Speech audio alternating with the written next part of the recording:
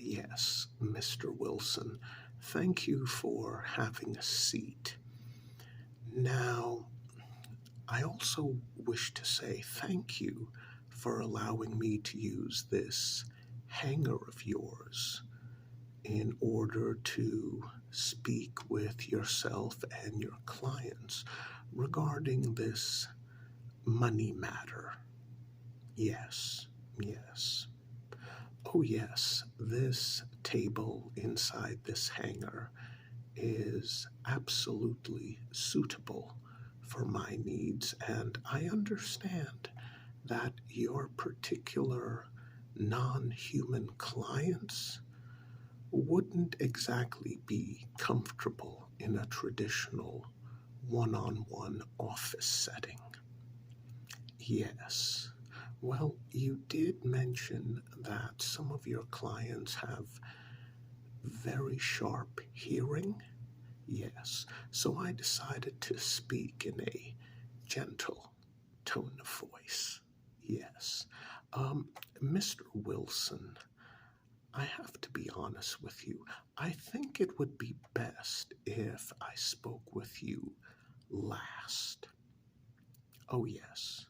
Yes, I will need to speak with you later on, but for now, let us begin with your clients. I know there aren't too many of them, but according to the paperwork, they seem to make a good deal of money, and, well, they are claiming a lot of exemptions. hmm hmm Oh, no, Mr. Wilson, please don't understand.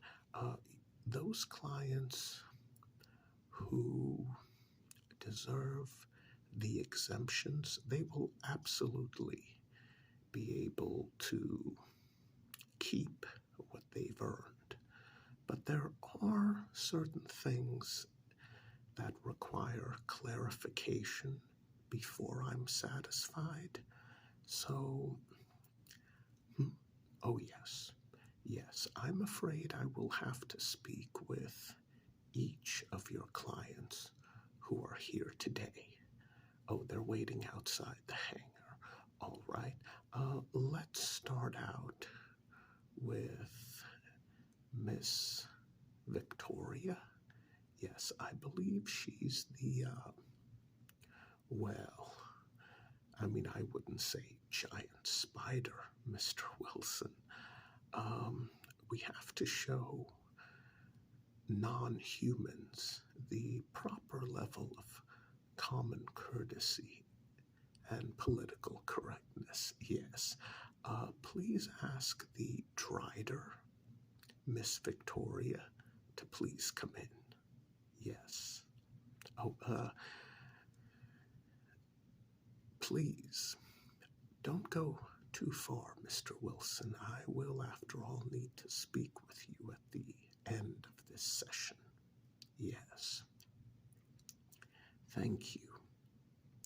Ah, hello, Miss Victoria. My apologies. I would offer you a seat, but I realize that for a non human such as yourself, you don't actually sit down. Yes, yes. Oh, I appreciate that. Thank you for lowering your height so that you can be eye level with me. It is appreciated.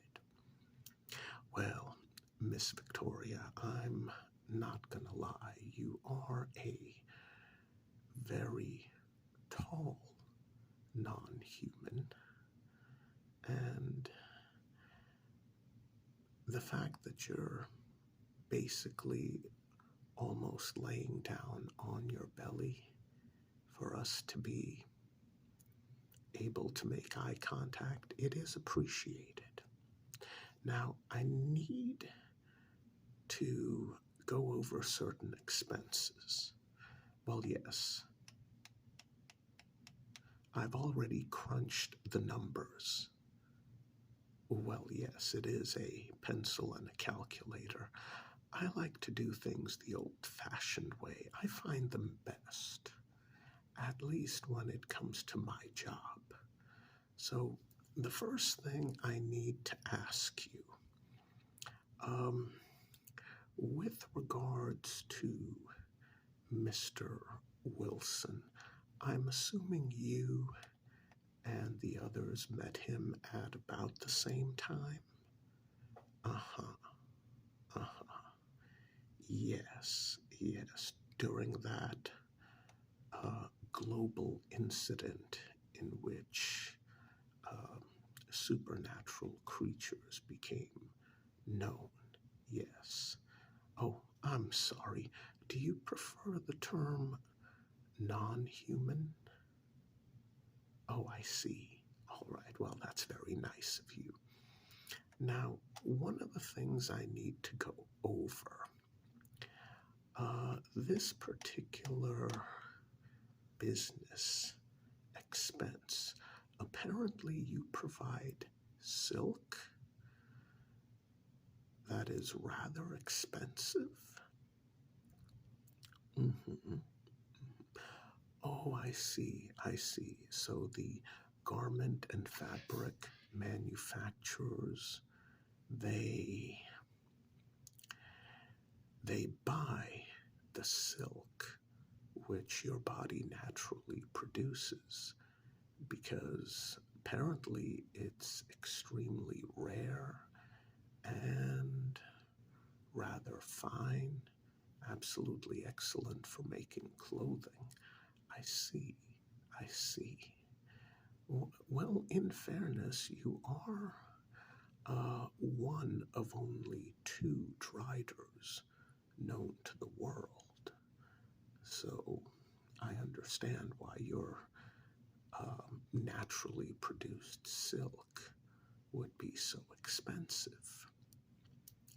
Mm-hmm, mm-hmm. Well, I really don't need to know that. Um, I'll admit, I am a bit surprised that that particular body part is where your silk comes out of.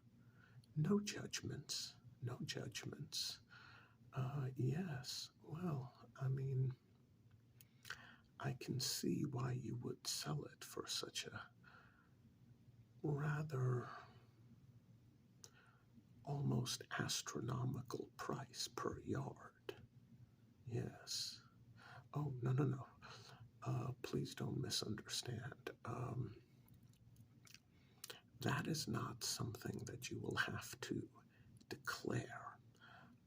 Technically, your silk is considered a waste product.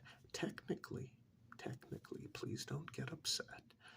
It is considered a waste product since it exits your body, and that's not the sort of thing you will have to pay taxes on. No, not at all. And obviously, being a drider, you are absolutely entitled to the non human tax credit that was passed this previous year. I'm going to make sure to apply it to the numbers that I've crunched. So you're actually all good. Yes, yes. Could you please bring in, um, let's see if I'm pronouncing this name right. Could you please bring in Miss Azelle? Yes, she's the Lamia. Yes, thank you. I appreciate that. Yes, have a good day. Ah, Miss Azelle, is it? Oh, it is. Oh, wonderful. I'm glad I didn't pronounce your name wrong. Uh, yes. Oh, that's your actual name, not the one you chose. Unlike Miss Victoria. All right, that's your right. You don't need to have an English-sounding name or an American name. That's perfectly fine, Mrs. L. I would offer you a seat, but yes, yes. No, I don't mind at all. You can coil your tail around. Um, Once again, I do appreciate eye contact. It is appreciated. Thank you. Now, there's a couple of expenses that I need to go over with you. Yes. Now, there's one here for a panel van. Uh huh. Oh, I see. I'm sorry. Um, I'm not familiar with how a Lamia's body works. Yes, I wasn't aware of that. I'm sorry. So you definitely need the panel van to go to clients' homes. Yes, yes. Well, no. Technically, since you don't actually have legs, um, you can definitely ride in the back of a panel van. It's illegal for human beings to do so. Um, but yes, with your ability to coil your tail underneath yourself and take up as much space in the van as possible, it's not as though you would be flung from one side of the van to the other. Yes, yes. Well, I'm going to approve that particular line. Yes, yes. You will definitely get a tax credit for the panel van. Now, I'm a little bit confused as to what you do for a living. I mean, it's wonderful that you have a job, but what is a sleep inducer? Oh, I see. Uh-huh. Please tell me more.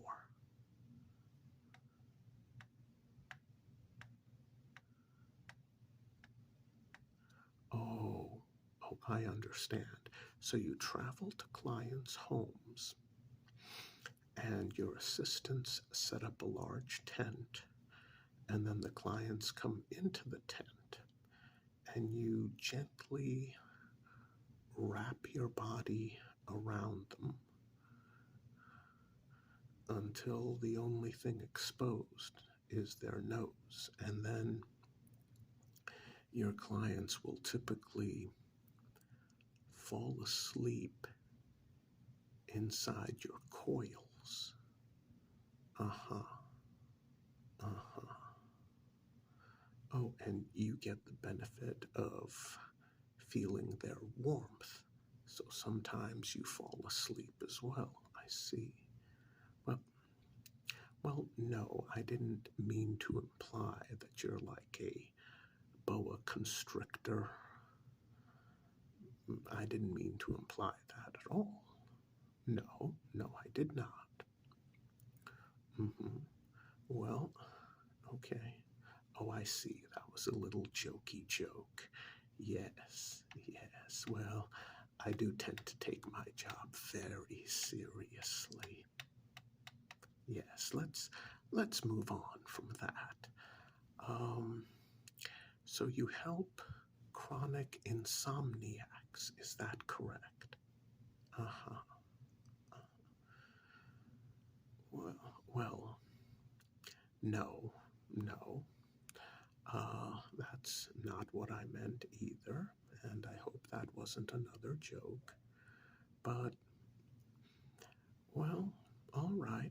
Um, your job definitely sounds legitimate to me, and the tent is a work-related expense, so you'll definitely be able to deduct that. That's no problem. Well, yes, it was mostly the panel van and the tent I wanted to speak to you about. But I think we're all good here. Yes. Could you please send in Miss Daniels? Yes, thank you. Miss Daniels, how lovely of you to join me. Please have a seat. Yes, yes, that's lovely. Now, Miss Daniels, just to be absolutely certain, you are a vampire. Mm-hmm. Mm-hmm. Yes, I see. Yes. Well, apparently the air conditioning unit in this warehouse is acting up a bit. Sorry about that. Mm-hmm. Yes. So, Miss Daniels, you are a vampire. I see. Um, I have to ask, are you a transgender vampire? Oh, you're not.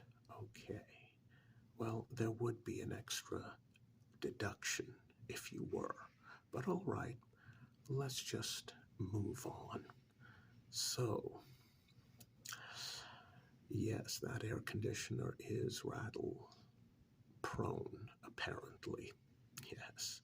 Well, it's Mr. Wilson's warehouse, so might be an idea, just an idea. You could ask him to take care of it if it's bothering you to that extent. So, I'm afraid I have some bad news regarding the special non-human deduction. Yes, technically, you were born as a human being and then later turned into a vampire. Now, I'm very sorry, but according to the law, that means that since you started out as a human being, you're not eligible for the non-human deduction. Now, Miss Daniels, there's no need to show me your fangs or your flashing red eyes. I assure you, if I am harmed in any way, shape, or form, you will be facing lengthy federal charges. Oh, yes. Oh, yes. Well, um, for individuals such as yourself, there are separate sentencing guidelines. I mean, I'm sure you don't want to spend the next 1,200 years in a federal prison. I mean, honestly, I've seen men break after just 12 days. Yes. Well, it's that long because there are exceptions made for individuals such as yourself who live a very long time. So let's just get back to the business at hand, Miss Daniels. Now, I agree with you that since you are now a non-human, that you should qualify for the deduction. But I'm afraid you don't. You were born a human being and then you became a vampire. So please try to understand. Now, thankfully, that was the only thing I needed to cover with you. All of your other deductions, you're good. But I'm afraid you're just not eligible for that one deduction. Yes. Could you please ask Mr. Wilson to come back in? Yes, thank you. Oh, no. I understand your anger. Don't worry about it. Yes. Please ask Mr. Wilson to return. Mr. Wilson. Okay, we've cleared everything up. There are still a few deductions from some of your other clients, but I'll be back tomorrow to cover those. I needed to speak with you. Well, no, not about a particular deduction. Mr. Daniels, I have worked at the IRS for the last 10 years, and quite frankly, looking over our records, you haven't filed a deduction. I'm sorry, you haven't filed a return in 5 years. Now, Mr. Daniels, this is very serious. Oh, I'm sorry. Did I call you Mr. Daniels? Well, that's because I know that's your actual last name. And I know that you're married to Mrs. Daniels. It's not Miss, is it? And I know you're a vampire. So, Mr. Daniels, you are going to have to speak with me about these missing returns. Mr. Daniels, please stop screaming. That is not going to help the situation. I mean, after all, Mr. Daniels, it's not like an IRS tax auditor is the scariest creature in the entire world. Now, is it? No, of course not. Now, let's talk about these missing returns. Oh, yes, this is going to take a while.